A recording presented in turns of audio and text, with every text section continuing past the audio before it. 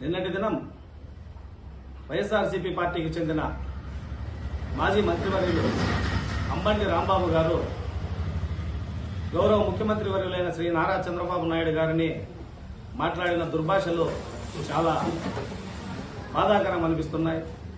ఆయన మాట్లాడిన మాటలకు అక్కడ మహిళలు కావచ్చు, అక్కడ నాయకులు కావచ్చు, అక్కడ కార్యకర్తలు కావచ్చు ఎంత ఆగ్రహంతో వ్యక్తం చేశారో ఒకసారి తెలుసుకోండి. ఎందుకంటే గత ప్రభుత్వంలో వైఎస్ఆర్సీపీ ప్రభుత్వ హయాంలో జగన్మోహన్ రెడ్డి సీఎంగా ఉన్నప్పుడు అసెంబ్లీలోనే చంద్రబాబు నాయుడు గారిని నానా దుర్భాషలాడిన సంఘటనలన్నీ కూడా చూశాం. రాష్ట్ర ప్రజలంతా కూడా గమనిస్తా ఉన్నారు మీరు చేసే పనులన్నీ కూడా. ఎందుకంటే గతంలో మీ పార్టీ అధికారంలో ఉన్నప్పుడు మీరు దుర్భాషలాడిన దానికి రాష్ట్ర ప్రజలందరూ కూడా 11 సీట్లకు పరిమితం చేయడం జరిగింది. ఈరోజు మళ్ళీ కూడా మీకు ప్రతిపక్ష హోదా కూడా లేదు.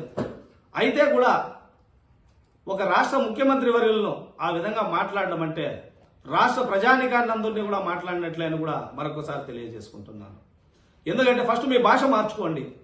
ప్రజల్లోకి వెళ్ళేటప్పుడు ప్రజలను ఉద్దేశించి అభివృద్ధి గురించి కావచ్చు, సంక్షేమం గురించి కావచ్చు ఏమైనా మాట్లాడండి. ఇది ప్రజాస్వామ్యం.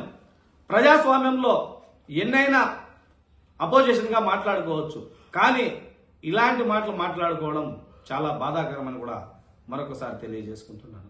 వెంటనే అంబంటి రాంబాబు గారు మాట్లాడిన మాట తీరుని వైఎస్ఆర్సీపీ అధ్యక్షులైన జగన్మోహన్ రెడ్డి గారు గ్రహించి ఆయన్ని వెంటనే మీ పార్టీ నుంచి కావచ్చు, లేకపోతే ఈ రాష్ట్రం నుంచే కూడా ఆయన్ని బహిష్కరిస్తే చాలా సంతోషంగా ఉంటుందని కూడా మరొకసారి తెలియజేసుకుంటున్నాం.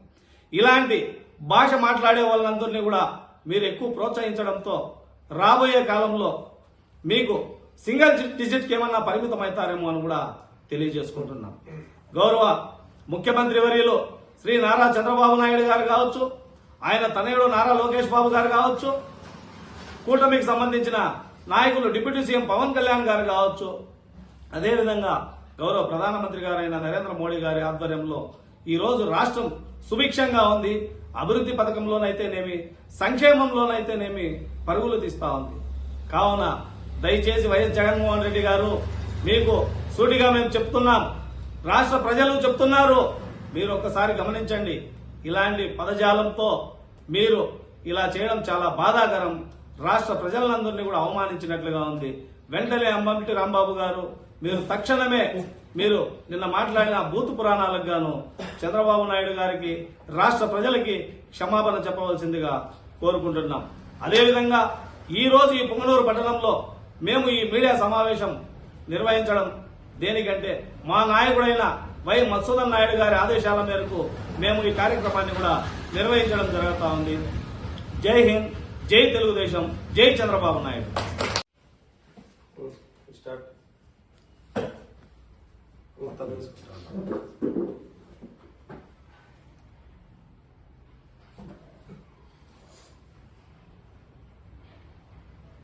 मंडी